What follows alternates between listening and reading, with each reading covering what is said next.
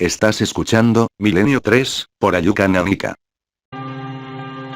Una noche del invierno de 1869, un médico llamado Friedrich Messner investigaba en torno a la composición química del pus que aparecía en algunas vendas desechadas en ciertos centros médicos, en ciertos hospitales.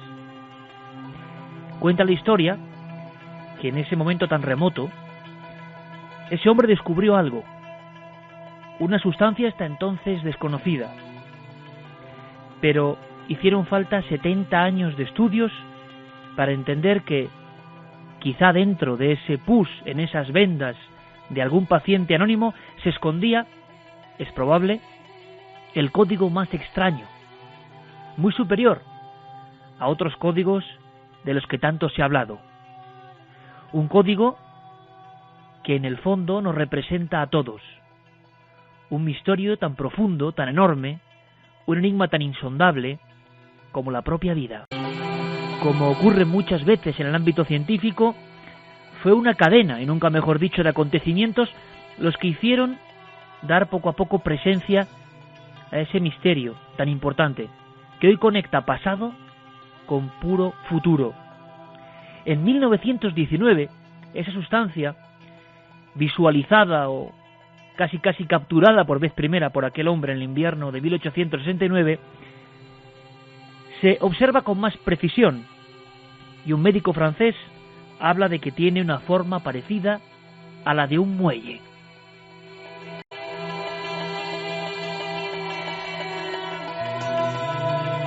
Pero hasta 2 décadas más tarde, en otros laboratorios, no observarán algo parecido en estructura regular. Se estaba indagando en lo más pequeño y quizá en lo más importante, en lo que compartimos todos los seres vivos. Hasta 1953 nos llega una gran revelación. Watson y Crick hablan de un modelo, el modelo de doble hélice. La historia iniciada en 1869 con aquellas vendas llenas de pus se transforma de repente en unas siglas que significan 1001 misterios todavía por resolver. Se habla de la doble hélice del ADN.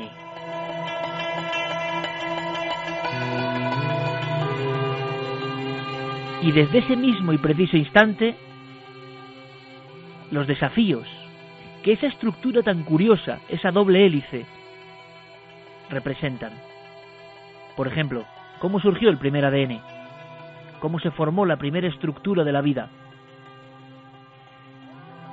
¿Es posible que viniese desde otro lugar, desde el espacio, como mantuvo incluso el hombre que recibió el premio Nobel por, de alguna forma, describir el modelo de esta doble hélice? Unas letras, una especie de código que, desde luego, los que no somos científicos casi ni entendemos. A, adenina, T, tenina, C, citosina, G, guanina, un enorme libro, cada uno de nosotros una página con su propio misterio. Sabemos que la correcta lectura de ese libro que todos llevamos dentro puede ser importante desde luego para nuestro futuro, pero hay quien dice, yendo un poco más allá, y esta noche vamos a hacerlo con expertos, yendo un poco más allá de la pura genética, que no todo está en los genes, como hemos creído.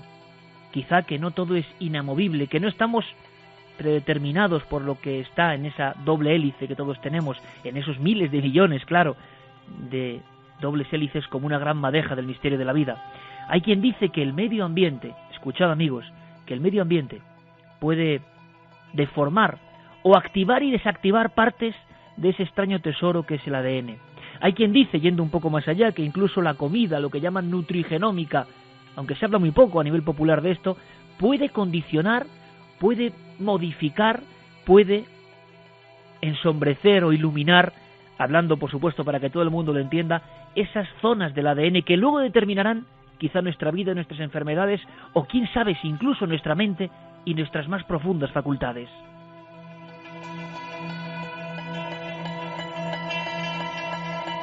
Veréis, yo lo que sé, amigos, es que hablamos del ADN, hablamos de los genes, de los cromosomas, adoptándolos ya de alguna forma a nuestro lenguaje cotidiano y ordinario.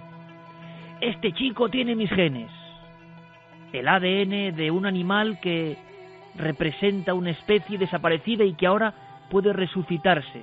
O, por ejemplo, los laboratorios peleándose en el ámbito de la conspiración por patentes génicas, experimentos en humanos para modificar lo más profundo de nosotros mismos. El ADN y sus misterios, hablamos de ello, hablamos como un término más, sin embargo creo que conocemos muy poco. ¿Qué pasó con el genoma humano? ¿Qué se descubrió? ¿Es cierto que al parecer tenemos muchos menos genes de lo que pensábamos, menos que otras especies aparentemente menos evolucionadas? ¿Es cierto que leyendo ese dibujo extrañísimo de lo más profundo del ser, encontramos elementos que solo están en nosotros, elementos extraños, elementos que son, en definitiva, lo que nos hace humanos?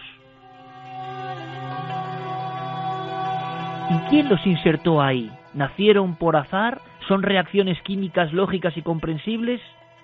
¿O quizá nuestro destino, nuestro inicio, está también más allá de las estrellas? ¿Es cierto que en lo profundo de nuestras células, en lo profundo de cada una de las pequeñas piezas de nuestro organismo, duerme los mismos elementos, la luz del confín del universo? Pues, queridos amigos y amigas de Milenio 3, el desafío es morrocotudo, ¿verdad? No es fácil hacer un programa sobre más allá de la genética. Vamos a hacerlo, como digo, con expertos científicos y también con nuestro equipo habitual, para ir salpimentando, para que llegue al gran público, para que a partir de esta noche seamos mucho más conscientes de lo mucho que se sabe y de lo poco que se sabe sobre el mayor misterio y secreto. No hay código da Vinci, no hay código oculto de la Biblia. Nuestro código genético sigue siendo el mayor desafío, el mayor reto, el mayor misterio. Y como ejemplo, hasta las películas, hasta las más populares, hablan de ADN, genes, aberraciones, posibilidades, ciencia ficción. Vamos a intentar esta noche salir de dudas. Un medio de endurecer la piel, mutándola. Sí, eso he hecho. Transgénesis. Sí, he transferido información genética de una célula de cerdo a una célula humana. De un cerdo. Es mucho más fuerte que la nuestra. Está loco. Usted sabe que la aplicación de terapia transgénica en seres humanos está absolutamente prohibida. Sí, lo sé. Y me parece, con perdón, el colmo de la paradoja. Intervenimos en todo lo que nos rodea. La carne, la ropa, los vegetales, la fruta, en todo. ¿Por qué no aprovechar los avances de la ciencia para mejorar nuestra especie? ¿Ha pensado la cantidad de enfermedades que podríamos curar con la transgénesis? ¿O las malformaciones genéticas que se podrían evitar? No siga. Conozco la lista de memoria. Y no hay día que no piense en ello. Pero eso no me impide prohibirle que continúe investigando sobre la piel. O me veré obligado a denunciarle ante la comunidad científica. Más allá de lo que pensemos usted o yo, la bioética es absolutamente clara a este respecto. Bioética, enigmas que tienen que ver con las posibilidades, que algunas son aterradoras y otras esperanzadoras del ADN. Hay muchas cosas de las que hablar y quiero presentar en primer lugar a un científico de gran prestigio. Él trabaja en el Consejo Superior de Investigaciones Científicas, es miembro del Instituto Cajal, doctor en genética, Ángel Carlos Román, que ya nos escucha. Buenas noches, amigo. Buenas noches, Iker. Muchísimas gracias, porque tengo que decir que este tema además surge por el entusiasmo de auténticos científicos que no tienen ningún temor a hablar y que de una forma casi casual trasladan incógnitas. En cuanto supimos de las investigaciones, las preguntas que lanzaba al vuelo Ángel Carlos Román, pues yo creo que enseguida dijimos hay que hacer este programa porque tantas cosas desconocemos. Y lo primero que me gustaría preguntarte, y enseguida abriremos vías de contacto porque habrá muchos amigos que tendrán muchas dudas al respecto, es que hace muy poquito tiempo se descubre o se descifra o se puede leer, habrá que intentar hablar a todo el mundo con términos muy comprensibles, lo que llamamos genoma humano, y tú das en la diana cuando te percatas y me comentas que existen algunos elementos, algunas cosas que no sé bien cómo explicar. Ahí quizá radica el misterio de por qué somos diferentes a todo lo demás. Es como si en el código genético profundo de nuestra especie hubiese cosas, yo no sé si que no encajan o que son muy distintas a las demás. Sí, hay diferentes estudios que se han hecho recientemente a partir del descubrimiento del genoma humano que detectan desde zonas cuya evolución ha sido un poco diferente a la de las otras especies, y sobre todo que han tenido como un salto cualitativo de velocidad en su evolución, desde nuestros más ancestros cercanos hasta el hombre. Ese tipo de secuencias, que normalmente ni siquiera son genes, son secuencias que están regulando de alguna forma nuestro genoma, son las que en principio nos hacen más humanos. Hay una cosa importante, Ángel. Yo lo decía, y hay muchas cuestiones populares que intentaremos luego, y repito, este es un programa para todo el mundo y creo que lo vamos a agradecer, y yo el primero, por saber algo más. En la prensa, a todos los niveles, encontramos términos como ADN basura o cosas que vamos aprendiendo poco a poco. Pero hay una que a mí me ha llamado mucho la atención y que no sé si es verdad. Cuando los expertos científicos, los que sabéis de esto, los que sabéis de la genética, descifráis, hablando en plata un poco, ese gran libro que todos tenemos dentro, os encontráis con que hay menos densidad de genes de lo que se esperaba, que tenemos menos genes de lo que se presuponía. ¿Es cierto eso? Sí, fue uno de los grandes eventos que dio lugar la secuenciación del genoma humano. Antes se consideraba que el humano iba a tener un mayor número de genes que, por ejemplo, otros genomas que se habían secuenciado, como ratones o gusanos o la mosca.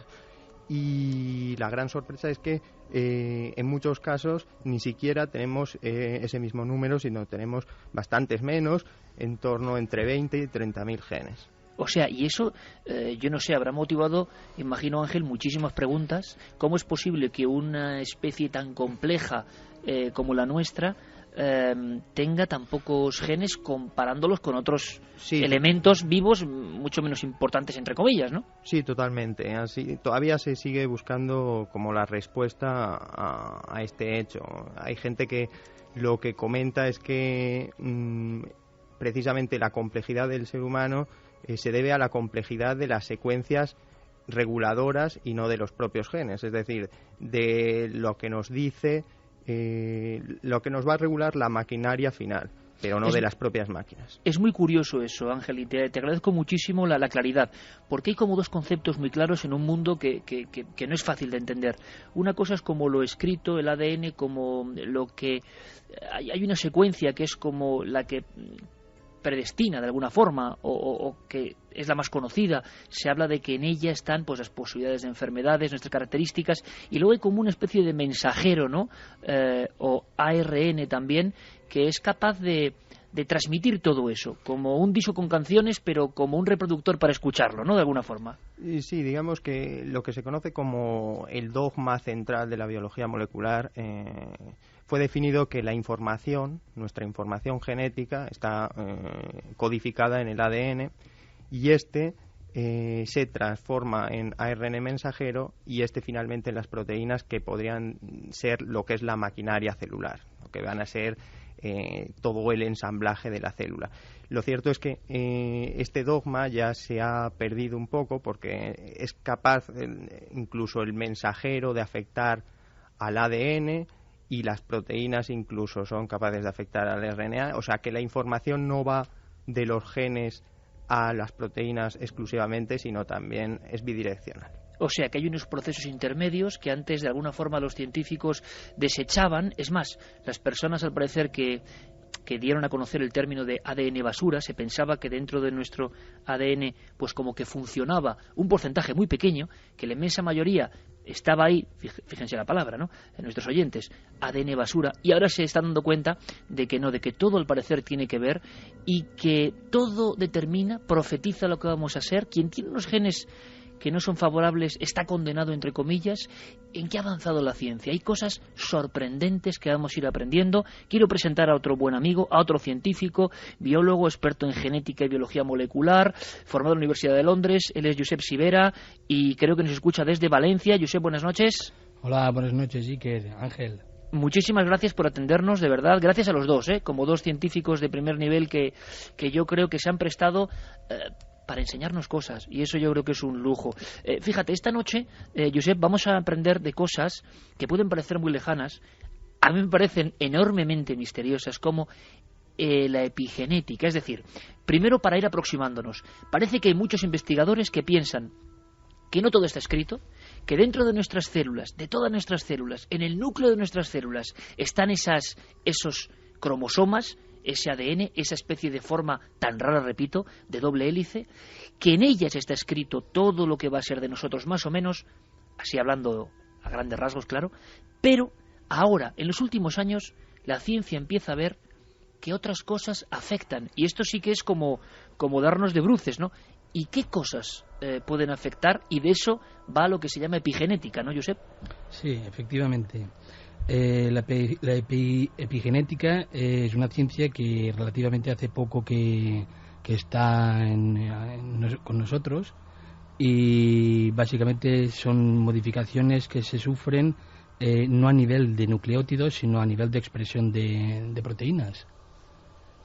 Y esto quiere decir, por ejemplo, para que todo el mundo lo entienda, pues, que el ambiente exacto, o lo que ingerimos puede condicionar, si no ese gen, eso que está escrito, sí que se active o desactive. Sí, efectivamente. Pues hace como en la década de los 80, un doctor sueco, el doctor Olaf Bigger, hizo unos estudios refiriéndose a una gente que habían sufrido enfermedades cardiovasculares, y pudo mirar los historiales de cada individuo y llegar hasta 1820-1840, las hambrunas que se pasaron por falta de buenas cosechas en Suecia. Y de ahí pudo relacionar que el medio ambiente tenía un factor involucrado en la genética, y de ahí ha pasado a nuestras generaciones. Bueno, pues fijaos, amigos de Milenio 3, es importante. Generaciones que han pasado hambre y que transmiten de alguna forma ese código. Se habla de comportamiento de madres con algunas crías que se aprenden a nivel de la epigenética. Se habla, por ejemplo, de la posibilidad, yendo un poco más allá, luego me diréis si esto es ir muy lejos o no, pero algunos estudiosos de epigenética hablan sin tapujos de incluso la positividad o la negatividad o la predisposición mental para activar o desactivar algunas de las cosas que están dentro de ese ácido desoxirribonucleico. Es decir, dentro de cada célula, la base, la esencia de lo que somos, nuestra información fundamental. ¿La podemos cambiar entonces o esto puramente es una ficción? Bueno, parece que se sigue investigando. Es más, incluso Ángel Román me decía, ya no solo hablando de bioterrorismo, posibilidades de utilizar esto en contra de la ética, sino se podrá modificar epigenéticamente a una persona, se le podrán eliminar malas conductas, por ejemplo, con la epigenética, o incluso podremos bucear en el genoma humano en busca de antiguas civilizaciones, en busca quizá del lugar del que procedemos. Y hablando de ese lugar del que procedemos, vamos a contar algo muy, muy, muy interesante con Javier Sierra. Compañero, buenas noches. Muy buenas noches, Iker. Una cosa antes. Carlos Largo, compañero. Buenas noches, Iker. Prácticamente a la de ya, abrimos vías de contacto. Hay una oportunidad además de preguntar todo aquello sobre la genética que puede interesar. Yo creo que es una noche muy interesante para lanzar reflexiones. Abrimos vías de contacto y atención, porque hay un sorteo muy interesante. Pues abrimos esa encuesta, como todas las semanas, el debate de Milenio 3 en la página web ikerjimenez.com. La pregunta de hoy es: ¿dónde creéis que se originó el primer ADN? Dos respuestas: de una reacción química casual en el pasado remoto de la Tierra, o en algún modo lejano desde donde fue enviado a la Tierra. Ahora mismo los resultados, Iker, están de la siguiente forma. 51,2% opina que de una reacción química casual en el pasado remoto de la Tierra, y el 48,8% en algún mundo lejano desde donde fue enviado a la Tierra. ¿Tenemos un sorteo? Efectivamente, abrimos también las otras vías de contacto, milenio3 con número @cadenaser.com, la página web cadenaser.com con las frases de los oyentes, y también, por supuesto, las redes sociales. Si buscáis La Nave del Misterio en Facebook, Twitter y Google+, ahí estaremos. Y ese sorteo que tú mencionabas, que es muy especial, 3 packs formados por un libro y una camiseta. El libro se trata del Ángel Perdido, de Javier Sierra, gracias a la editorial Planeta. Hace casi un año, ya se ha pasado, de la publicación y salida a la venta del libro de nuestro compañero, y por eso sorteamos 3 packs con un libro, repito, del Ángel Perdido, y una camiseta que nos ha cedido Vértice Cine con el estreno de la película El Monje. Así que animamos a todos los oyentes a que participen esta noche en este programa sobre la genética, y para ellos irán esos 3 packs. Perfecto, Carlos. Javier, vamos a hablar de la persona que recibe el premio Nobel, una de las personas, ni más ni menos que por el hallazgo de esta estructura de doble hélice que ya pertenece a nuestro pensamiento global, pero que sigue siendo, aunque se ha leído, parece desconocida en muchos aspectos. ¿Y qué determina? Bueno, vamos a hablar de ese hombre, creo incluso tiene su voz. Coméntanos un poco su historia, porque aquí ya empiezan los misterios, pero a bocajarro. Pues sí, empiezan los misterios ya, digamos que intravenosos, ¿no? Porque el tema tiene mucho que ver con el personaje central, en fin, que articula el asunto de esta noche, el padre, digamos, de la idea de la doble espiral del ADN, el hombre que, en fin, hizo más por la divulgación y por la investigación sobre todo de este tema. Él fue un físico, biólogo molecular, neurocientífico, uno de los grandes hombres de ciencia del siglo XX, y se llamaba Francis Crick. Francis Crick, fíjate, después de una vida dedicada a la investigación de la genética y de sus misterios, hace un planteamiento muy curioso que me gustaría que escucharas. Esta es su voz y lo que dice respecto a los genes. Dice, si hablamos de genes y de lo que son, y si le pides a cualquiera en este campo que defina un gen, tiene una gran dificultad para encontrar una definición. Es decir, el propio Francis Crick, cuando se enfrentó al asunto de los genes y lo que significaban, lo veía como un cierto misterio, con un cierto halo de misterio. Y esto lo culmina en una obra que él publica en 1981, que fue muy controvertida, como algunas otras de sus obras, pero esta en especial, que se llamaba La vida misma, Life Itself. La publica en 1981, y en ella aseguraba que le costaba aceptar que el ADN pudiera haberse organizado tal y como hoy lo conocemos por azar, por una cuestión de simple casualidad, ¿no?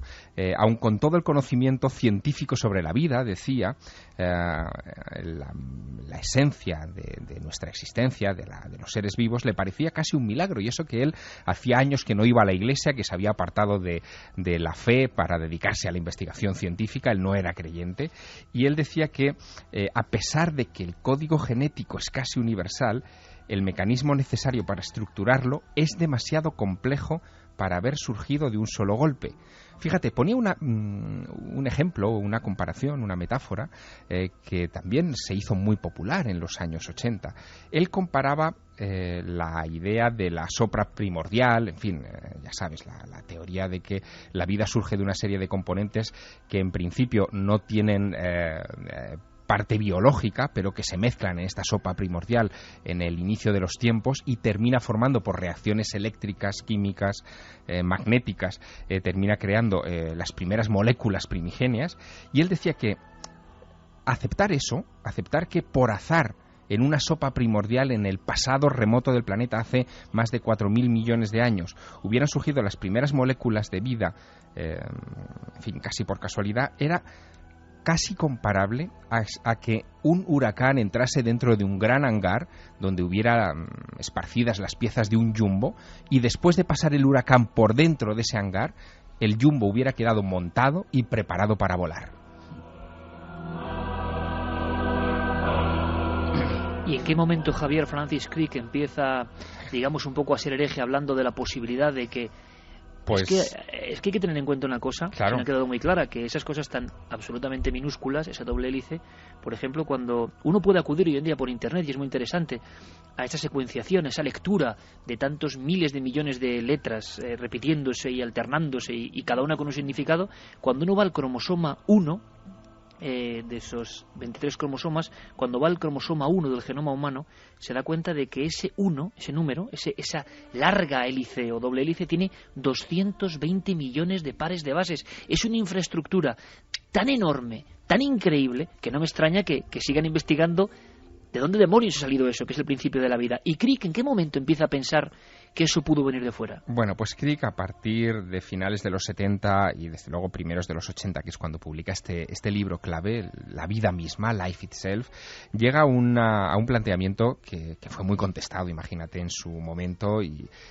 apareció criticado en muchos artículos y en muchos comentarios a ese libro, porque él dice que es todo tan complejo en la estructuración del ADN que le parece que ha estado ensamblado por una inteligencia. Él nunca habla de Dios a ese respecto, y piensa que el hecho de que el ADN apareciera sobre la Tierra tiene necesariamente que haber sido por intermediación de una civilización extraterrestre que pudo haberla enviado a la Tierra. Esto parece ciencia ficción, de hecho parece, el planteamiento que él hará en esas páginas parece el resumen de la película Superman, porque llega a plantear la posibilidad de que una civilización extraterrestre esté al borde del colapso y en un momento determinado decida, para garantizar su propia supervivencia, enviar a bordo de, no sabes, pero muchas naves quizá, o muchas sondas, esta información genética a todos los confines del universo, y que una o varias de esas naves pudieron haber alcanzado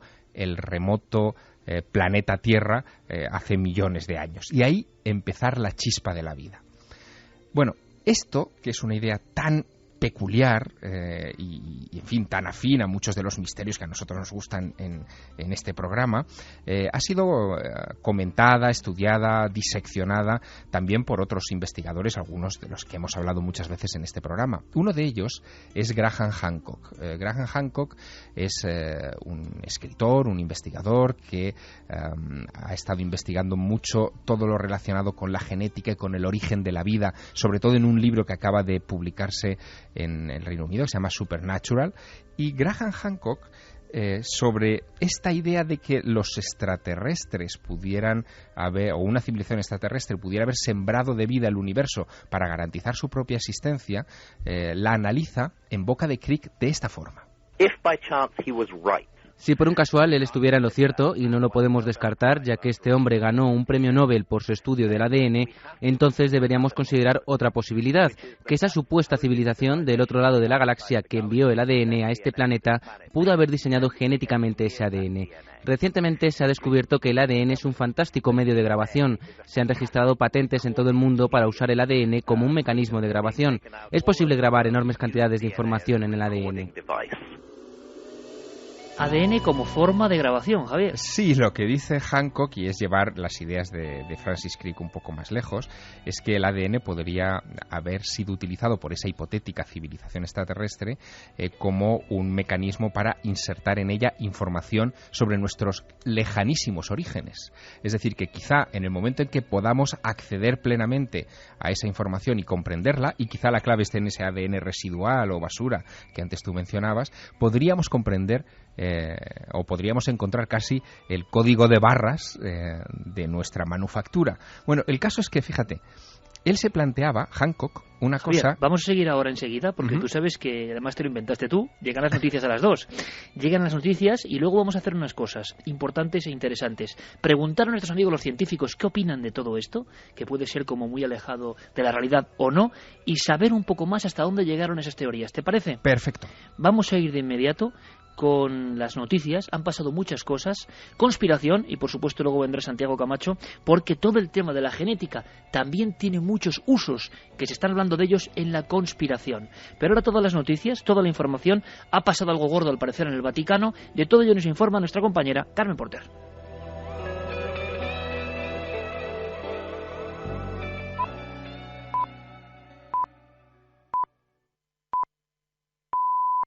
Comenzamos nuestro repaso por el mundo del misterio con una noticia que ha impactado a la comunidad católica. Alguien planea matar al Papa. Según el periódico italiano Il Fatto Quotidiano, Benedicto XVI morirá dentro de pocos meses. Al parecer, el cardenal colombiano Darío Castrillón entregó en enero una carta al Papa donde le contaba una conversación que mantuvo con el arzobispo de Palermo, Paolo Romeo. Según este, el jefe de la Iglesia Católica se enfrentaría a un serio riesgo y podría ser víctima de un atentado en el próximo año. El diario asegura que el cuerpo de seguridad del Sumo Pontífice está verificando las circunstancias en las que fueron pronunciadas esas palabras y su veracidad. Además, apunta a la posibilidad de que el Papa ya haya elegido a su sucesor, el cardenal italiano Angelo Scola. Continuamos en Roma, donde hace unos días se daba a conocer la resolución de uno de los misterios históricos más relevantes. ¿Quién hay enterrado en la tumba de San Pablo? El padre Scott Brudeo, de la Universidad Pontificia Gregoriana, nos lo cuenta. Los arqueólogos encontraron restos humanos dentro de la tumba.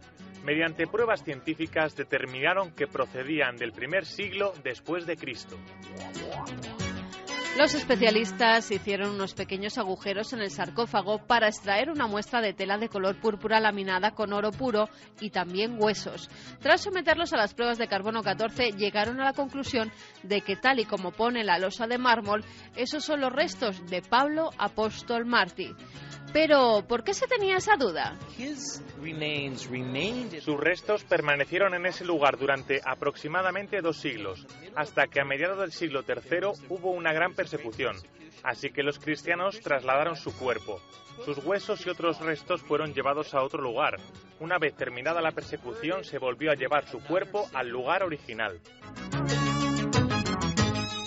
Y viajamos hasta Egipto, donde un equipo de investigadores ha descubierto el segundo caso más antiguo de cáncer de próstata en una momia. Se trata del cuerpo de un hombre de entre 40 y 50 años que fue sometido a análisis mediante tomografía computerizada, gracias a la cual descubrieron que presentaba lesiones en la columna vertebral y en la pelvis. Todo apuntaba a la posibilidad de que fueran producidas por metástasis de este cáncer. Miguel Botella, profesor de la Universidad de Granada, nos habla de las novedades que aporta esta investigación. Pone de manifiesto la existencia de la enfermedad mucho antes, tal vez, de lo que se pensaba, pero también entraría dentro de los parámetros lógicos de lo que son los procesos que cambian en la biología humana. Es decir, la biología humana hace 2.200 años, 4.000 o ahora es prácticamente igual. Y vamos con un extraño material que está hecho de una capa de un solo átomo de carbono y que fue descubierto hace 2 años, el grafeno. Ahora un equipo español liderado por científicos ha anunciado que este material es capaz de absorber toda la luz. Javier García de Abajo, profesor del Instituto de Química y Física Roca Solano, nos habla de su descubrimiento. Bueno, pues hemos demostrado que este nuevo material, el grafeno, que es una sola capa de átomos de carbono, pues puede absorber completamente luz de ciertos colores específicos, ¿no? Luz infrarroja, es decir, luz de la que no es visible, ¿no? Pero que sin embargo tiene muchísimas aplicaciones tecnológicas. ¿Pero cuáles son esas aplicaciones tecnológicas en las que se puede usar un material tan novedoso? Para sensores de luz infrarroja, sensores más versátiles, más sensibles, para emisores de luz infrarroja. La semana que viene muchos más descubrimientos y enigmas aquí en Noticias del Misterio.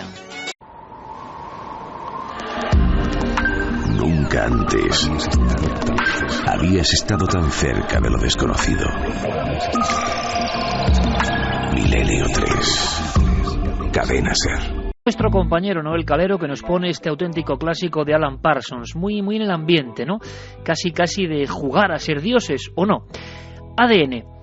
Desde ese momento en que un hombre investigaba en unas vendas y secuenciaba de alguna forma una sustancia desconocida, hasta hoy han pasado muchas cosas. El genoma humano, la posibilidad de la transformación incluso de animales ya desaparecidos, indagar en quiénes fuimos o en especies parecidas como los neandertales, quién sabe.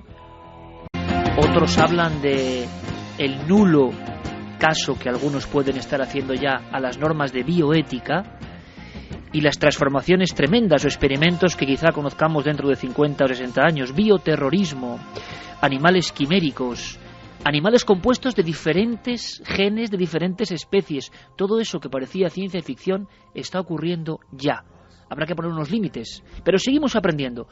En esta primera secuencia, casi de nuestro particular ADN de esta noche, hemos intentado aproximarnos a una de las teorías más románticas, ¿no? Más hiladas con el misterio, quizá por la complejidad propia del ADN. Ahora les preguntaremos a nuestros científicos invitados, pero Javier, si quieres, concluimos la historia de Crick y de esa posibilidad de que dejaran una especie de chip genético alguien hace milenios. Suena muy romántico, desde luego. Desde luego, lo que comentábamos es que, según Francis Crick y algunos de sus intérpretes, como Graham Hancock, que escuchábamos antes de las noticias, el ADN podía ser utilizado, pudo haber sido utilizado por esa hipotética civilización que sembró del mismo una parte del universo, pudo haber sido utilizada para enmascarar información dentro, es decir, que podría haberse escrito algo dentro que quizá, como si fuera una bomba de tiempo, cuando, en fin, nosotros fuéramos capaces de leerla, comprenderíamos finalmente nuestros orígenes.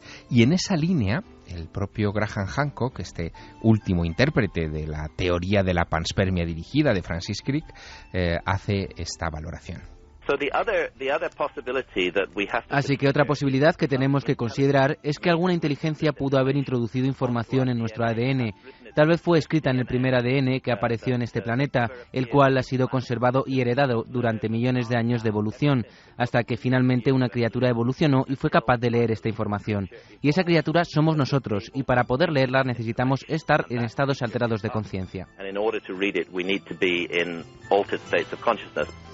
Lo de estar en estados alterados de conciencia tiene su aquel, Iker, porque lo que dice Hancock es que el propio Crick, y eso se hizo eco la prensa británica a la muerte de Francis Crick en el verano de 2004, parece que tuvo una visión de alguna manera de la doble hélice que compartió después con su colega de investigaciones James Watson, después de haber ingerido unos miligramos de LSD, de la famosa droga alucinógena.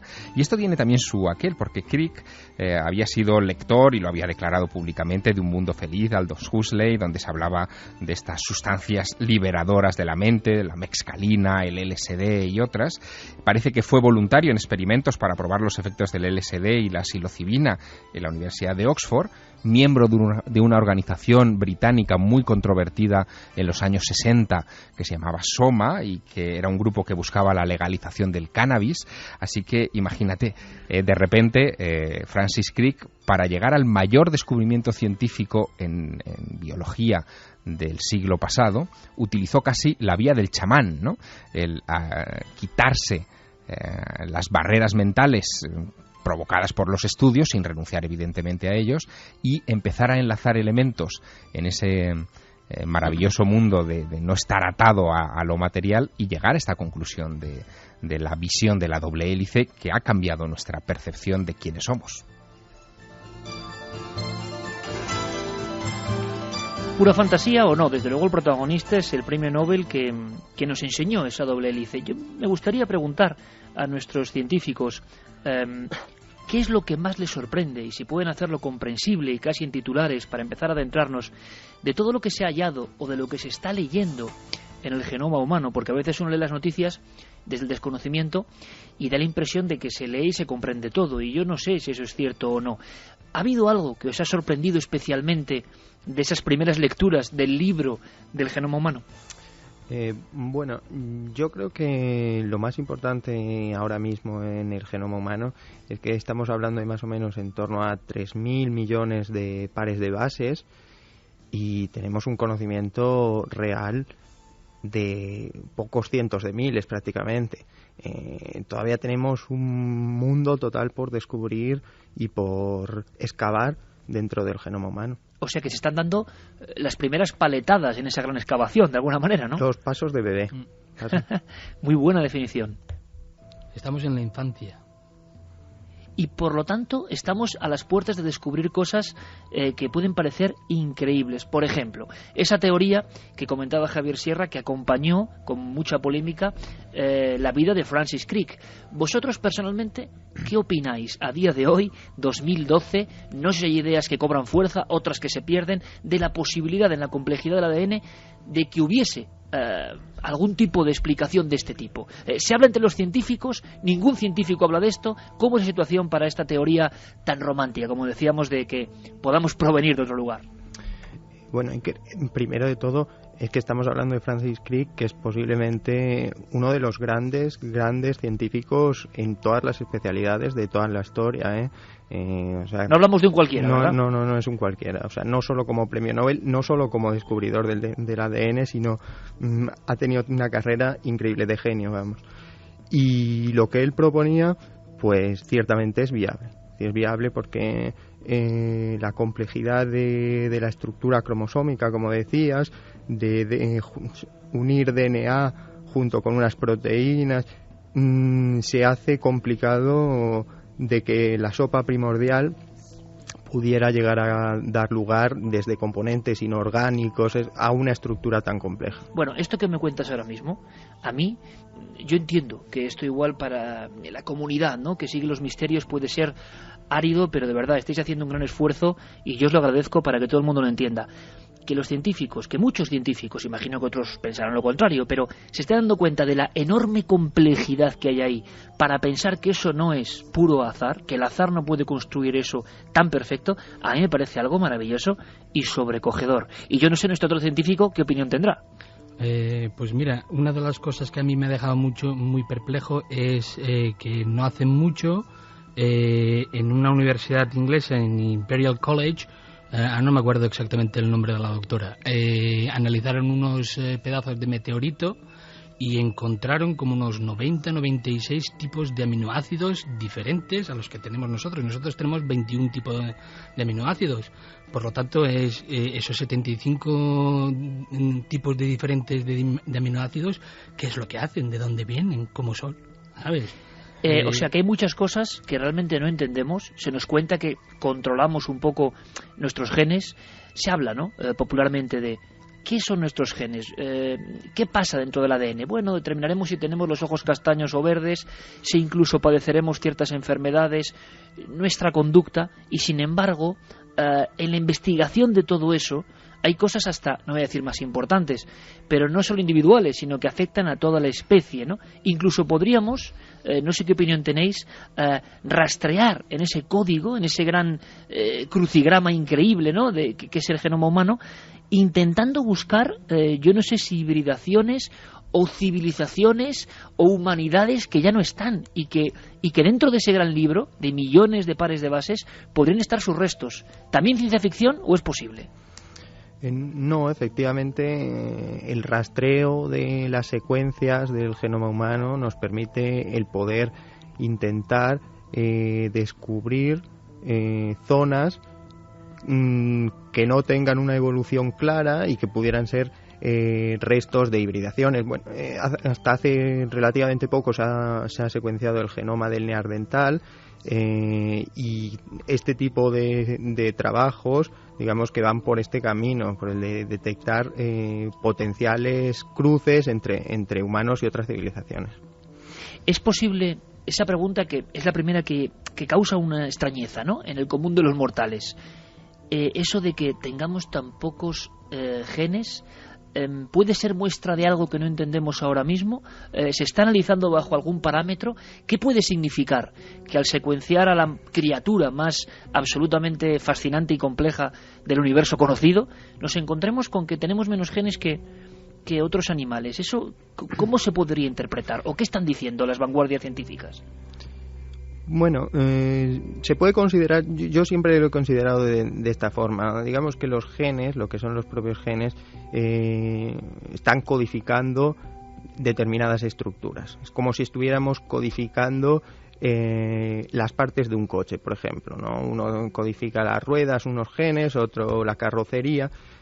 Y digamos que ese tipo de genes está conservado a lo largo de muchas especies. La diferencia entre los humanos con otras especies y entre las diferentes especies influye en la forma en la que se monta el coche, digamos. Uno puede haber dado lugar a un coche de carreras y otro haber dado lugar a un camión y casi hubiera necesitado las mismas piezas, pero la cuestión es lo que da lugar a la complejidad. Vamos a dar un paso más allá, si os parece. Bueno, primero, Carlos, ¿cómo ves esa encuesta? Y me interesa también ver las reflexiones, ¿no?, a voleo de nuestros muy inteligentes oyentes y a ver qué plantean. Pues ahora mismo, Iker, la pregunta que planteábamos, ¿dónde creéis que se originó el primer ADN? Los resultados están de la siguiente manera. 50,6% opina que de una reacción química casual en el pasado remoto de la Tierra y 49,4% en algún mundo lejano desde donde fue enviado a la Tierra. Muy ajustados los resultados, como ves. Y de esos comentarios que tú hablabas, pues ya nos van llegando. Por ejemplo, Joaquín Mateo nos decía que es una cuestión difícil para la que comparte las dos opciones, aunque se inclina más por una reacción química causal. Jesús Eladio Sánchez López, interesante debate, yo creo que vino del azar químico. La pregunta sería, ¿estaba todo predispuesto en la lógica del universo para que esa reacción se produjese antes o después? Silvia Gregorio, no creo que sea nada descabellado pensar que somos un experimento. Es más, quizás el concepto de Dios y extraterrestres sean lo mismo. Lo irracional sería pensar que no pueden existir otras formas de vida. Raquel Mejías nos comentaba que completamente de acuerdo en que es muy posible que existan otras formas de vida, pero asumir que por eso somos un experimento le parece demasiado. También, por ejemplo, desde Argentina nos hacían una pregunta. ¿Qué nos pueden decir sobre las quimeras o aquellas personas que tienen dos tipos de ADN en su cuerpo? Bueno, vamos a hablar de todo eso, y no solo eso, sino también de animales que parece que están volviendo a la vida. ¿Será volver a la vida? ¿Resucitar especies? ¿Es posible? Vamos a dar un giro, ya sabéis que estamos en todas las vías de contacto y por supuesto en las redes sociales comandadas por Guillermo León, siempre buscando en Facebook o en Twitter La Nave del Misterio. Ese es nuestro hogar virtual junto a ikerjiménez.com. Damos la bienvenida a Santiago Camacho. Santi, buenas noches, compañero. Buenas noches, Iker. Yo no sé si, como tú sabes, en titulares, hilando todo esto, y ahora aprenderemos un poco más de la epigenética con Josep Sivera y Ángel Román, que a mí me parece un campo de verdad asombroso, cómo todo eso que nos han contado que es inmutable y que define nuestro destino, parece que no es tanto, y que todo influye. Por lo tanto, aprendamos, ¿no?, a influir de buena forma. Ya veremos cómo. También se podrá influir de mala forma. Y un poco de las malas formas viene a hablarnos Santi. ¿Por qué? Bioterrorismo, modificación genética humana hoy, experimentos de este tipo. Santi, ¿conspiración, ficción o está ocurriendo patentes génicas y piratería genética? Bueno, pues has hecho efectivamente todo un catálogo de todo ese mundo que se mueve más allá de esa palabra que hemos pronunciado varias veces a lo largo del programa, bioética. Porque claro, la bioética dentro del campo de la medicina, de la investigación científica responsable, pues evidentemente se aplica y se aplica con mucho rigor. Pero ¿qué sucede en campos como el militar, como el directamente delictivo, como puede ser, por ejemplo, el tráfico de drogas o el doping deportivo, o en países que no se han caracterizado precisamente por su respeto ni a los derechos humanos ni a la legislación internacional? ¿Qué sucede en esos ámbitos? Pues en realidad podemos imaginar mucho y sabemos relativamente poco. En el ámbito militar sí tenemos algunas pistas. El Departamento de Defensa de los Estados Unidos tiene un grupo de asesor en temas científicos que se llama Enclave Jason, cuyos miembros la identidad la guardan celosamente en secreto, pero que periódicamente hace informes, si no públicos, por lo menos semipúblicos, son restringidos, aunque no de materia reservada, sobre diferentes temas científicos. Uno de los últimos informes de este grupo Jason fue precisamente sobre el empleo de la genética por parte del Departamento de Defensa. Y más allá, digámoslo así, de elucubraciones muy fantásticas de la creación de supersoldados, etcétera, etcétera, que no descartaba, pero que decía que evidentemente todavía la ciencia y la tecnología disponible no está al alcance de potenciar genéticamente a seres humanos, sí que daba una recomendación y además urgente, porque si no la aplicaban corría el riesgo el ejército norteamericano de quedarse atrás en ese campo, que es utilizar el conocimiento del genoma humano. ¿Para qué? Para la selección y distribución del personal. ¿Qué quiere decir esto? Pues recomendaba secuenciar el genoma de la práctica totalidad de los soldados y con los conocimientos que se tienen, más la investigación que estarían ya llevando a cabo y financiando el Departamento de Defensa, ir seleccionándolos en grupos en función a ¿qué? En función a su predisposición genética a cosas como la fatiga de combate, el estrés postraumático, la capacidad para tolerar falta de sueño, deshidratación, exposición al calor, al frío, a la actitud. posibilidad o susceptibilidad de sufrir fracturas óseas, tiempo de coagulación de las hemorragias, en fin, un montón de factores que determinarían si un determinado soldado iba a una oficina, iba a pilotar tanques o directamente iba a ser tropa de élite. Y eso parece ser que lo están llevando ya a cabo muy casi puntualmente. También tenemos, por ejemplo, he mencionado antes un campo en el que parece que la genética podía tener poco que ver, que es el tráfico de drogas. Pues bien, todo viene a raíz de una empresa multinacional muy conocida, Monsanto, que se hizo multimillonaria patentando un herbicida, el Roundup, el glifosato, que extermina prácticamente todas las plantas, menos aquellas que han sido genéticamente alteradas para aguantar ese herbicida. Pues bien, hace unos años hubo un plan muy ambicioso promocionado por los Estados Unidos. ¿Para qué? Para intentar erradicar el cultivo de coca en muchos países que son productores y que intentaba, pues, mediante la fumigación de este glifosato, de este Roundup, pues en los cultivos eliminar precisamente eso. Pues bien, qué sorpresas se llevaron cuando empezaron las fumigaciones y de repente pues los árboles, las tomateras, el resto de los cultivos se moría y algunas plantaciones enormes de coca no se veían afectadas para nada. ¿Por qué? Porque el poder de los narcodólares era tan tremendo que ya habían establecido sus propios laboratorios genéticos y habían modificado variedades de coca para que tuvieran precisamente las mismas características de resistencia al herbicida que tenían las plantas patentadas por Monsanto. O sea que en el ámbito, Santi, de la conspiración y de las actividades poco lícitas, la genética ya está teniendo un papel importante. E iremos alimentando el programa con esa especie de fichas de lo que están haciendo los del lado más oscuro de la realidad, ¿no? Pero me gustaría preguntarle a Ángel y a Josep, por ejemplo, sobre algo que se ha comentado mucho, que ya se comenta poco, que causa interés. Se habló mucho, por ejemplo, de manipulaciones o modificaciones genéticas, experimentos genéticos en seres humanos. Se llegó a hablar de la posibilidad de la clonación, de que solo las barreras de la bioética detenían algún tipo de experimentos. Claro, la mente lógica o desconfiada que tenemos nosotros, por lo menos, nos hace pensar que en algunos lugares es posible que se hayan hecho experimentos. Yo no sé a nivel científico, vosotros que estáis versados y en vanguardia de todo esto, si se sabe algo, si se siguen haciendo experimentos, si no se hacen, si sigue habiendo personas que a nivel científico intentan llegar más allá hasta límites como el de la clonación, si es posible, sacadnos de dudas. Bueno, pues referente a lo que es la clonación reproductiva, que es la que está legalmente prohibida, no hay básicamente estudios hechos referente a esto.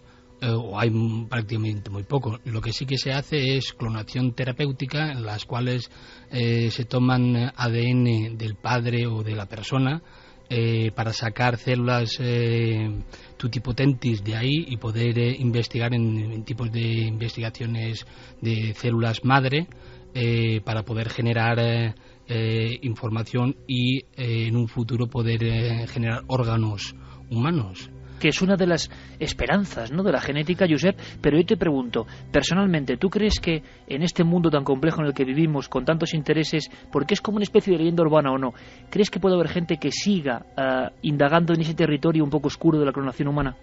Teniendo las técnicas y teniendo financiación, pues se supone que sí que se podría hacer a escondidas de lo que es la comunidad mundial. Éticamente no es viable porque hay muchas regulaciones que todavía no están 100% establecidas, pero el afán del hombre por intentar conseguir la clonación humana individual es bastante grande y quién sabe que en un futuro se pueda hacer. De hecho, muchas clonaciones con animales se han hecho, pues igual 200, 300 clones, de los cuales solamente 6 o 5 han salido buenos y a la hora de hacer el clon uno ha salido, ¿sabes? Y no es un tema muy al día. Qué curioso, porque la sensación que da es que de todo esto se dejó de hablar. Se empezó a publicar mucha información y nos llegan datos, y nos llegan experimentos, y nos llegan noticias sueltas sobre incluso animales, hace bien poco, compuestos de diferentes hebras o fragmentos de ADN, un poco en plan Frankenstein. Ángel, yo no sé, a ti, por ejemplo, qué es lo que más te sorprende de todo lo que parece que se está haciendo y con qué motivaciones, porque claro, cuando la ética es el único freno, aquí nos ponemos a temblar, ¿no? Porque sabemos cómo está el mundo y parece que todo el mundo coincide en que técnicamente, o sea, con las herramientas, se podrían llegar a ciertas cosas que parecen ciencia ficción. A nivel, por ejemplo, de animales, ¿en qué deberíamos fijarnos? Bueno, hay un poco de todo. Yo creo que en la cuestión de animales hay un fin que se ve muy claro comercial, ¿no? Entonces aparecen muchos modelos animales de mascotas que están modificados genéticamente, por ejemplo, pues para evitar alergias. Por ejemplo, perros o gatos que son incapaces de generar alergias a sus dueños. Y eso existe y eso se vende. Y eso se hace, Ángel, permíteme, tocando una minúscula parte de su ADN, ¡ping! Y ya lo cambian. ¿Saben dónde está ese problema? Lo cambian y ya está. Efectivamente. Madre mía. Eso, sí. Se genera un modelo que evita que la proteína que nos produce a nosotros alergia. O, bueno, también hay casos, por ejemplo, del glowfish, que se llama el pez que es fluorescente. Por ejemplo, o gatos también, gatos, ratones fluorescentes también. Hay diferentes cosas, mucho en el ámbito comercial de mascotas, ¿no? La clonación también de mascotas muy queridas por sus dueños también es un tema importante en lo que es la transgénesis animal. ¿Qué opinión tienes de la clonación? ¿Piensas como Josep que bueno, solo la ética es la barrera? Sí, ¿que puede seguir investigándose?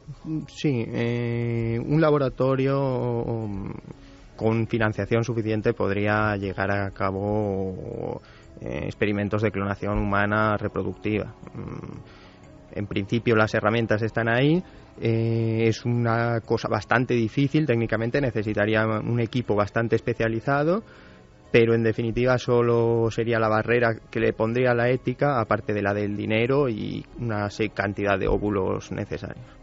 Referente a lo que son los animales clonados y esto, hay un punto que me gustaría comunicar, es que gracias a esto hemos podido clonar dentro de estos animales ciertos tipos de proteínas, como en este caso el factor 8 de coagulación de la sangre, que muchos hemofílicos tienen problemas para coagular, y simplemente pues tomando un vaso de leche que tiene el factor 8, pues suplementan la carencia de esta proteína. O sea, Josep, hay que dejar claro que está también la otra cara, ¿no? La experimentación buscando estas modificaciones genéticas está generando una serie de beneficios evidentes para el ser humano. Claro. Y además, Iker, yo creo que tenemos que tener en cuenta un factor más. Estamos hablando de la barrera de la ética, pero es muy probable que en los próximos años nos encontremos cómo la investigación genética crea también problemas de índole social y político.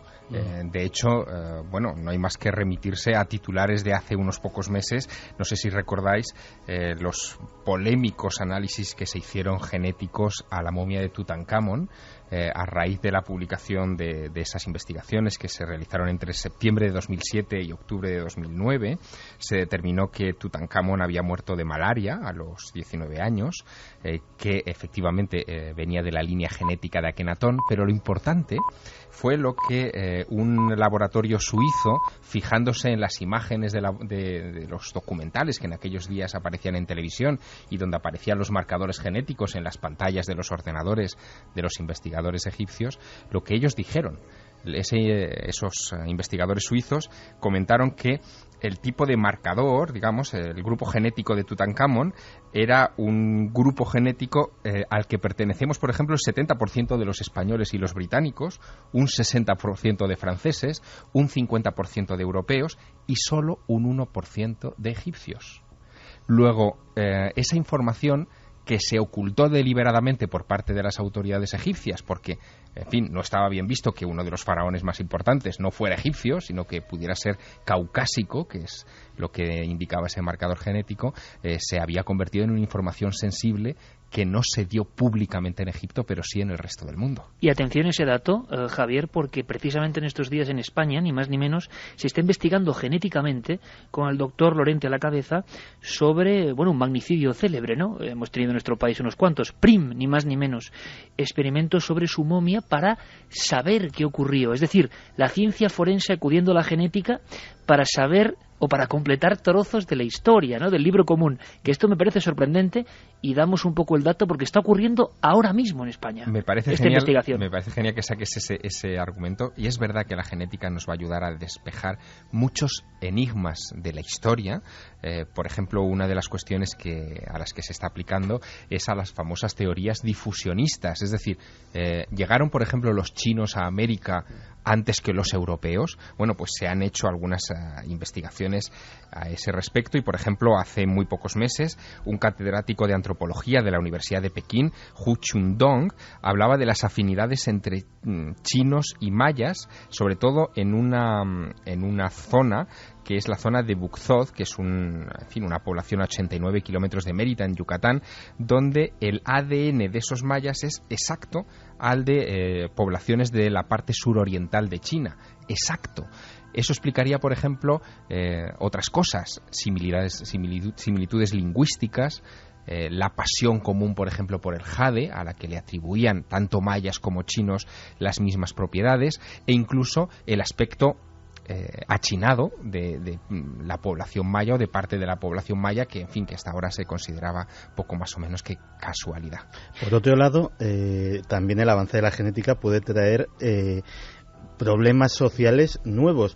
Esa recomendación del Departamento de Defensa a la que hacíamos alusión antes, de seleccionar a los soldados genéticamente y ubicarlos en diferentes puestos, puede ser ni más ni menos que el principio de la tan temida discriminación genética, que dentro de unos años nuestro código genético sea determinante para encontrar un trabajo, encontrar pareja, prácticamente un carnet de identidad que llevaremos para todo, y que nos discriminará por una razón absolutamente de nacimiento. Ese es uno de los grandes peligros. Bueno, de eso se ha hablado, Santi, fíjate de curioso, y va a ser nuestro siguiente episodio y quizá uno de los más sorprendentes, la epigenética. Vamos a aprender un poco, porque se comenta que incluso ratas son capaces en experimento de laboratorio de rechazar a un macho porque no él, sino sus ancestros le dejaron el gen determinado, por ejemplo, de la depredación o la agresividad, y las ratas de la nueva generación no se aparean con él por ese motivo. ¿Es posible? Esto es que me parece pura ciencia ficción. Por cierto, luego me cuentas el caso, que yo no lo conozco, de Yao Ming, este jugador de baloncesto, y se habló también, ¿no?, de cuestiones que tenían que ver con la genética, ya que hablamos de chinos. Una cosa importante, epigenética, ¿qué significa? ¿Qué es? Bueno, el término se acuña, amigos, en 1953, y de alguna forma, y ahora nuestros expertos nos lo explicarán mejor, pero sería la acción del estilo de vida o del ambiente sobre los genes. Una cosa, Ángel, para salir de dudas, el ADN, nuestros cromosomas, tienen una información. A nivel popular creemos que esa información es como una Biblia interna, que va a decir lo que nos va a pasar. Pero eso no siempre es así, ¿verdad? Es decir, quien tiene, vamos a decir, unas alteraciones en ciertos cromosomas que le pueden hacer proclive a esa información, puede activar la enfermedad, o puede que no. Así que la activación o desactivación de ese libro que está escrito es una de las claves que tenemos que aprender, ¿no? Claro, es lo que llaman los anglosajones nature versus nurture, que es el efecto del ambiente sobre nuestra naturaleza. Siempre se ha pensado que la naturaleza, que nuestro ambiente, lo que uno vive, nos afecta, y no se había llegado a dar la explicación de cómo esto era posible, cuál era el mecanismo molecular, hasta el advenimiento de la epigenética, ¿no?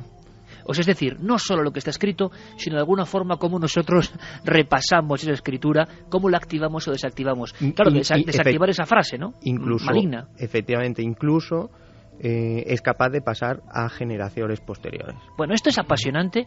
Quiero que me ayudéis a explicárselo al público. Yo he descubierto el tema hace muy poco y creo que de verdad que es una de esas cosas que no es fácil, yo lo entiendo, pero que es muy importante, porque esta noche cientos de miles de amigos y después a través de la red millones de personas en todo el mundo, estoy seguro que van a aprender y se van a entusiasmar y que luego sigan investigando. Mira, vamos a hacer una cosa muy interesante, es escuchar unas declaraciones de Televisión Española del doctor Esteller, que es uno de los grandes popes de de la epigenética en España, es que lo que cuenta es muy gráfico. Vamos a ver, 2 gemelos que tienen, en este caso del experimento, el mismo código, la misma escritura, el mismo misterio de la doble hélice. Por lo tanto, tienen poco menos que el destino escrito de la misma forma, y sin embargo, unos activan ciertas enfermedades y otros no.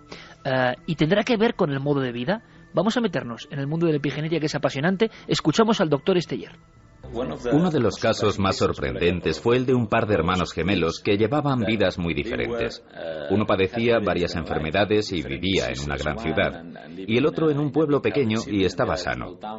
Y para la epigenética eran como personas distintas, como si ya no fueran gemelos desde un punto de vista epigenético, aunque la genética era la misma.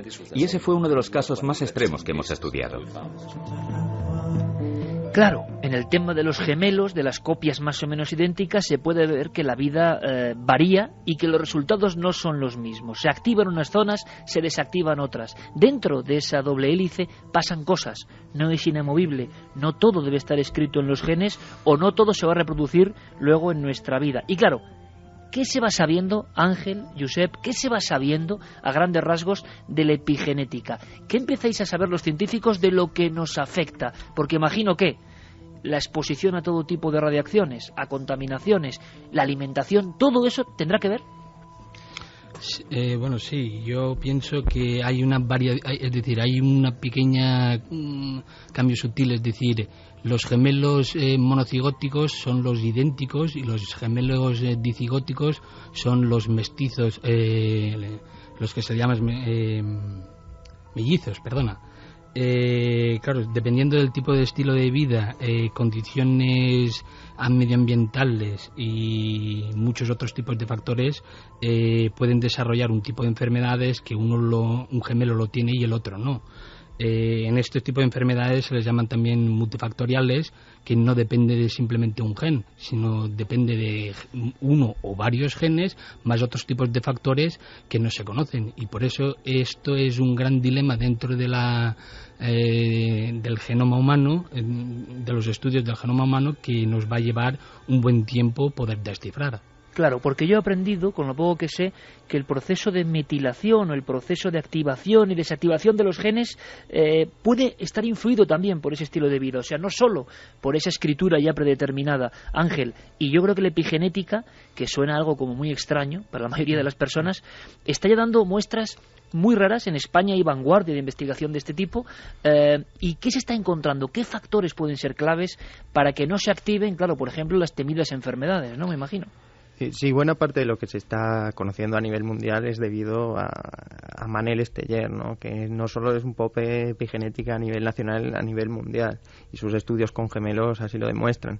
Hay unos estudios muy bonitos también, un modelo de estudio en el que observan que ratas idénticas son capaces de manera epigenética tener cuidados a sus crías. Es decir, las madres epigenéticamente están alteradas para que puedan cuidar a sus crías, y esas crías que tienen el mismo genoma se van a modificar epigenéticamente para cuando sean mayores volver a cuidar a sus crías así. O sea, van a replicar en su organismo generaciones después. Pero esto parece un poco mágico también, ¿no? Efectivamente, sí. Digamos que epigenéticamente se las altera su cerebro para que consideren que el cuidar a las crías es bueno, y así se va replicando generación tras generación. A mí, permíteme, Ángel, estas cosas me parecen tan fantásticas como lo que se está hallando por parte de la física cuántica, de que dos átomos varíen separados por el tiempo y el espacio de una forma que sabemos el efecto, pero no muy bien la causa, ¿no? Es decir, que a través de generaciones se perpetúen estas cosas sin que uno sea consciente, esos cambios sutiles en lo más profundo de nosotros, y que creemos entender que no tienen conciencia propia, ¿no? Esas cosas. Sin embargo, varían, hacen variar, hacen cambiar. Estamos hablando de una metilación en una base determinada del genoma humano. O sea, una entre 3.000 millones. Es tremendo, y nos da la impresión de que ese gigantesco libraco, claro, tardaremos siglos, imagino, en comprender un poco lo que somos. Claro, y la gran pregunta lógica que se hacía Javier Sierra es, ¿todo esto puede ser azar? Me parece realmente fascinante. Vamos a escuchar unos cortes. En determinados países están llevando la epigenética al máximo límite. Yo ya no sé hasta qué punto esto podrá ser certero o no, pero me han sorprendido estudios de incluso psiquiatras que se meten a investigar en el tema de la epigenética y que tienen conclusiones sorprendentes. Es decir, equipos de médicos que trabajan la mente y que empiezan a investigar cómo la mente puede llegar a activar o desactivar esas cosas que están escritas en el ADN. Para algunos en el ADN está escrito la genialidad, la facultad artística, la bondad, para otros la agresividad. Hay quien habla del gen de la criminalidad. Qué interesante puede ser que la mente tenga algo que hacer con todo eso, ¿no? Vamos a escuchar al doctor Zellniker, que nos habla sobre mente y la capacidad de moldear los genes. Y luego opinamos. Sabemos que realmente se pueden producir cambios en interacción con la percepción del ambiente, con vehículos ambientales, químicos ambientales de forma directa, e incluso con productos químicos que genera nuestra mente con nuestros pensamientos y emociones, como por ejemplo hormonas, que pueden llegar a producir justamente el silenciamiento o apagamiento de nuestro sistema genético. A eso se lo llama justamente epigenética. Y por supuesto que con nuestros pensamientos, el estilo de vida que llevamos, el ambiente en el cual vivimos, tanto físico, químico, como el ambiente psicosocial y afectivo, puede llegar a producir cambios en la expresión de nuestros genes.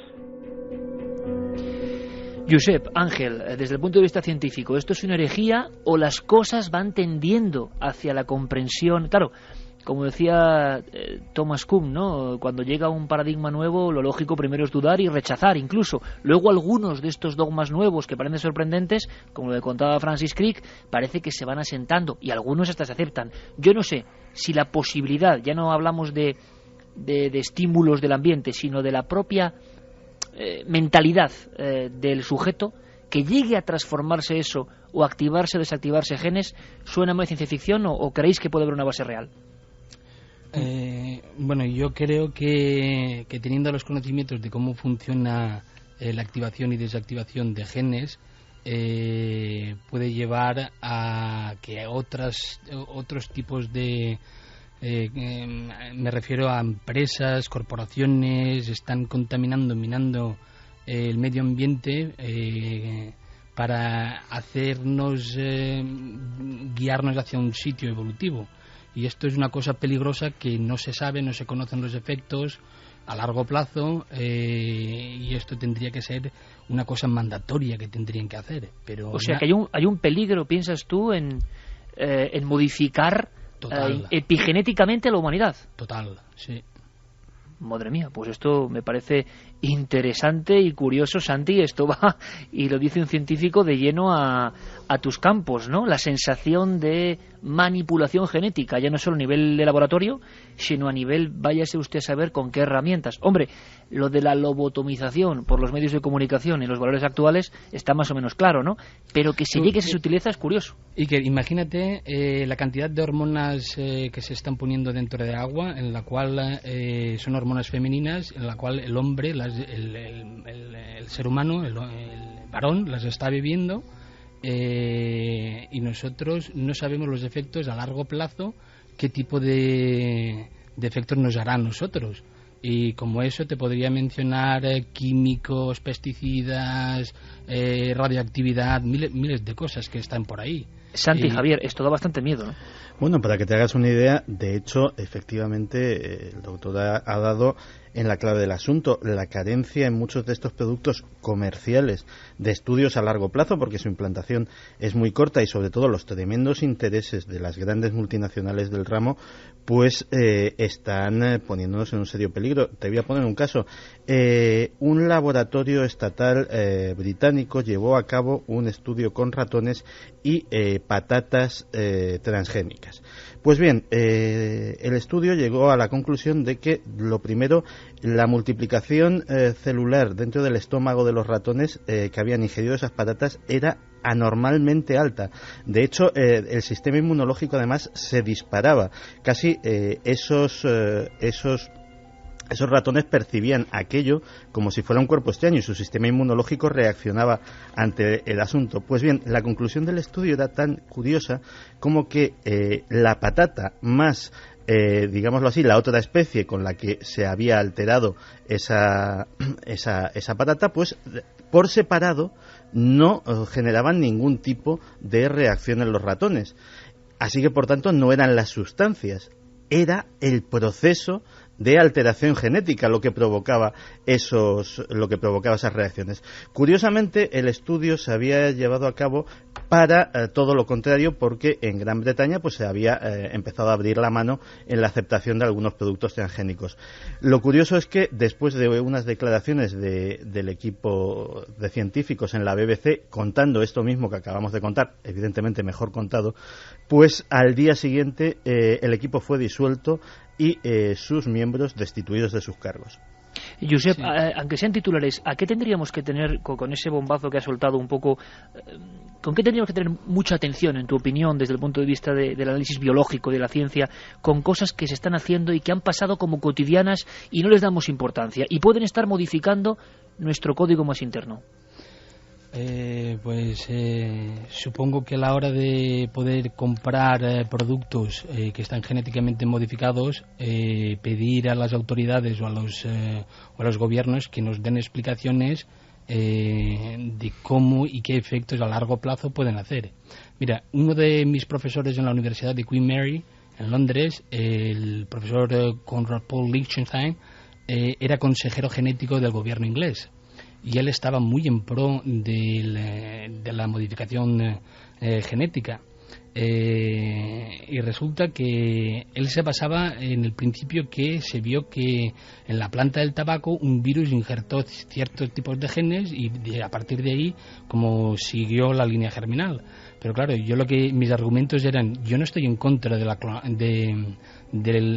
comida genéticamente modificada siempre y cuando haya un estudio no a 5 meses, 10 meses, sino a varios años, para ver qué efectos nos pueden hacer en el ser humano. Claro, esa es la clave que está dando Josep, que me parece muy importante, que es estudios a largo plazo, porque luego nos pasa con todo, ¿no? Nos enteramos 50 años después.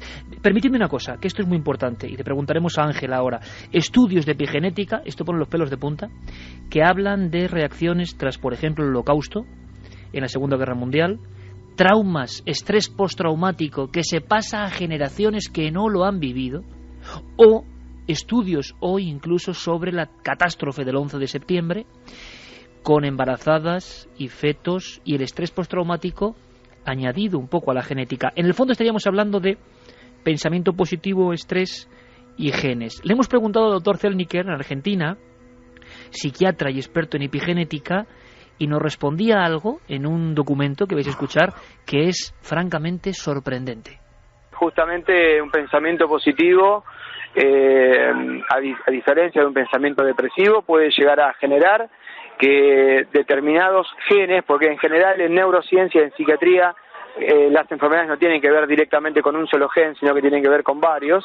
En general, para varias enfermedades complejas, es algo poligénico y no monogénico, o sea, no responde a un solo gen, pero sí el estado nuestro, nuestros pensamientos, nuestra afectividad, que se refleja luego desde el punto de vista psico-neuro-inmunoendocrino en determinado balance químico, hormonal, puede llegar a generar el silenciamiento o activación de determinados genes. Esto está totalmente comprobado. Esto no es ciencia ficción. Sabemos que un pensamiento positivo, esto se ha trabajado muchísimo, por ejemplo, con monjes zen, se ha trabajado durante años respecto a todo lo que tiene que ver con el yoga, con el pensamiento positivo, con el centrarse en pensamientos positivos y generar un mejor bienestar en la salud. Y por supuesto que esa salud no sale de cualquier lado, sino justamente de ese control epigenómico que nosotros podemos hacer teniendo un estilo de vida adecuado y pensamientos positivos. Estilo de vida adecuado y pensamientos positivos. Ángel Román, ¿qué opinas de lo que has escuchado? Realmente es evidente que el propio pensamiento del humano puede alterar nuestro componente epigenético en las neuronas. Hay muchos estudios... Bueno, eso ya es tremendo. Claro, hay muchos... Perdona, es que lo dices con naturalidad, pero te aseguro que son cosas que me hacen saltar del asiento. O sea, es que esto que acabas de contar, esto sí que es un misterio, pero bueno, perdona. Epigenética y comportamiento están ligados totalmente. Estamos hablando de memoria, de plasticidad neuronal, de cómo nos afectan las cosas.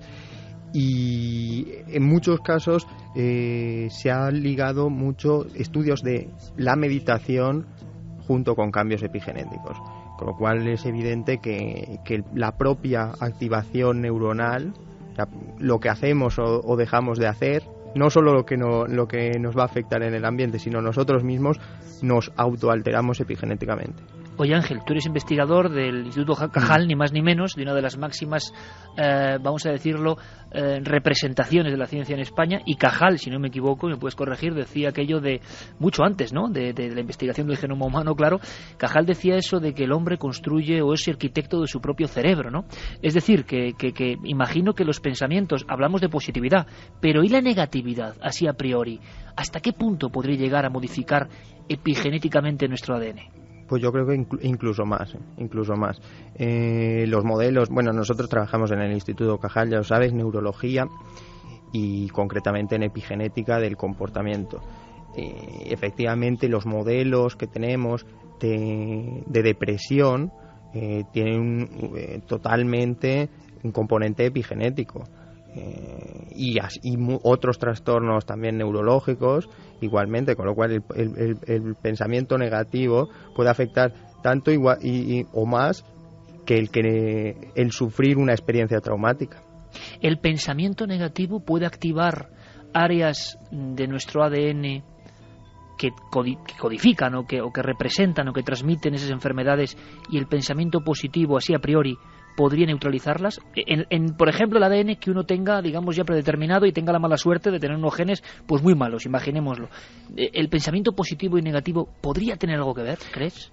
Claro, al final nosotros estamos hablando de neuronas en las cuales se pueden activar de manera epigenética o mediante mecanismos epigenéticos zonas del genoma, y que al final van a dar lugar a conexiones neuronales. Y esas conexiones neuronales son muy estables y pueden estar años o décadas afectándote. Con lo cual, estos efectos pueden ser totalmente a largo plazo. A largo plazo, que es otra de las claves que estamos aprendiendo. Y la conexión entre mente, pensamiento y algo que nos parecía, por lo menos hasta esta noche, intocable, ¿no? Queda un área más. Y quedan muchas áreas fuera, y lo sé, muchísimas. Y haremos otro programa porque esto es simplemente una aproximación, ¿no?, a un mundo fantástico, a un mundo increíble. Son las 2:53 y me gustaría volver a escuchar a este doctor argentino hablando ya de lo que es, algo que sí que nos afecta a todos, porque es muy cotidiano. Y os pediré vuestra breve opinión, Josep y Ángel. Nutrigenómica. Ya sabemos por dónde van los tiros, ¿no? Es decir, alimentación, y cómo esta alimentación afecta a ese pequeño tesoro que tenemos en forma de doble hélice. Y por supuesto que todo aquello que comemos interactúa con nuestros genes, y hay una alimentación que va a generar el silenciamiento de nuestros genes, por ejemplo, relacionados con el cáncer. Y hay otra alimentación que hoy se sabe que es beneficiosa y que puede o retrasar o reprimir que determinados cánceres puedan aparecer en nuestra vida.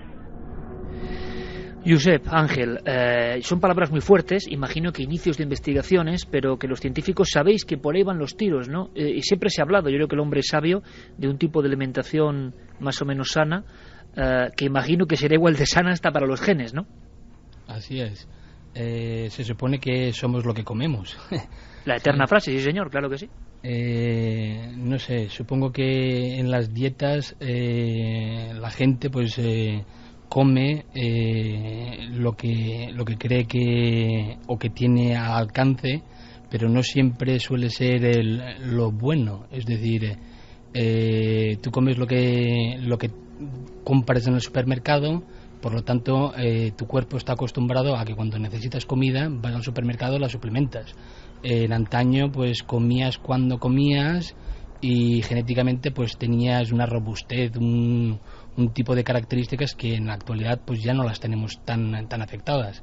Y claro, y a medida que vamos avanzando con las tecnologías modernas y la evolución, pues cada vez las tendremos mucho menos. Entonces es como que estamos manipulando de alguna manera la evolución humana, ¿sabes? Bueno, vaya frase, Javier Sierra, compañero, vaya frase que están soltando compañeros del ámbito de la ciencia, que están siendo muy valientes y muy atrevidos para contarnos las cosas y las reflexiones después de muchos años de estudio, pero la sensación de que en cierto umbral el hombre está modificando hasta las bases mismas de la vida. Yo creo que los científicos que se aproximan a los límites del universo conocido, y evidentemente esta es una disciplina en la que se está en contacto con esa frontera, les obliga a tener la mente abierta y a formular este tipo de planteamientos. Pero eso está ahí, está al cabo de la calle. Cosas como los alimentos, que parece con los estudios que nos pueden llegar a afectar. Ángel, ¿estás de acuerdo? Alimentación suministrada y que imagino que con estudios de años, como tú decías, y a largo plazo, sí que pueden activar y desactivar el ADN. Claro, totalmente. Tú piensas que el humano, en su evolución de cazador-recolector, ha dado un salto muy grande en su cultura, y posiblemente nosotros lo que comemos, cuánto comemos y cómo comemos es diferente a lo que nuestros genes nos piden, y ahí hay una lucha entre la nutrición y nuestra propia genética. Yo quiero agradecer enormemente a Josep Sivera, biólogo, experto en genética y biología molecular, formado en la Universidad de Londres, y a Ángel Carlos Román, investigador del CSIC, Consejo Superior de Investigaciones Científicas, Instituto Cajal, experto en biología molecular y en genética, porque hoy han hecho un poco de arqueólogos, hoy han puesto el pico y la pala y han abierto un muro que habitualmente es inaccesible. ¿Y por qué es inaccesible? Porque es difícil, porque no se cuenta, porque hay mucha terminología extraña, y yo sé que ya han hecho un esfuerzo. Ellos no son divulgadores, son científicos, para aproximarnos a algunas cosas. Si reflexionamos sobre ellas, madre mía, pero hay esperanza. Eso de que la mente positiva es buena llega hasta el nivel de los genes. No todo está escrito, y parece que podemos luchar incluso contra lo que decían que era nuestro destino a nivel de cromosomas. Yo os quiero agradecer a los dos enormemente vuestra presencia esta noche en el dossier de Milenio 3, y ojalá podamos hacer más cosas, y ojalá podamos contar estas cosas. Y además, como en ambos casos ha sido tan honesta la propuesta de querer contar para nuestro programa, quiero que sepáis que nos sentimos con ambos muy honrados. Gracias, Josep, Ángel, y hasta la próxima. Hasta la próxima. Hasta luego. En fin, desde vida fuera de otros mundos, que viene hasta aquí y fecunda nuestra tierra, hasta la complejidad del ADN que no parece azar, las historias psicodélicas de Francis Crick, somos lo que comemos, alteraciones tremendas. Por cierto, Santi, no sé si en segundos, ¿qué pasaba con este jugador de baloncesto chino, que era como un ejemplo de manipulaciones genéticas? Bueno, hay una biografía de Yao Ming, que fue hace años una de las estrellas de la NBA, un jugador chino de 2,15 metros, que precisamente se titula esa biografía Operación Yao Ming, en la cual se viene a contar, muy resumidamente, que el gobierno chino habría experimentado genéticamente para conseguir a este jugador, que su madre era una comisaria política del Partido Comunista Chino, que además era de una altura bastante grande, su padre también era jugador de básquet, y que fue fecundado in vitro, y que a ese embrión se le hicieron determinadas cosas antes de implantarlo. Madre mía. Santi, quédate, que quiero hablar contigo después de todo lo que ha pasado con la conspiración en el Vaticano, ¿te parece? Claro que sí. Javier, te despido, compañero. Por cierto, me quedo con la idea de Francis Crick, maravillosa, esa complejidad de ADN. Quizá venimos de muy lejos, quién sabe, amigo. Es que cuando uno sabe las bases del material que está trabajando, se puede permitir filosofar y hacerse las grandes preguntas, y eso es exactamente lo que hizo Francis Crick en aquel libro, en la vida misma. Y lo que hemos intentado hacer esta noche. Javier, un honor como siempre, un abrazo, compañero. Hasta pronto. Y nosotros, todo el equipo, volvemos con muchas noticias. Han pasado muchas cosas, incluso a nivel de la red. Enseguida vendrá Diego Marañón, que nos quiere contar varias cosas que son interesantes, tremendas y de última hora. Y Javier Pérez Campos, con la sección de la verdad del cine.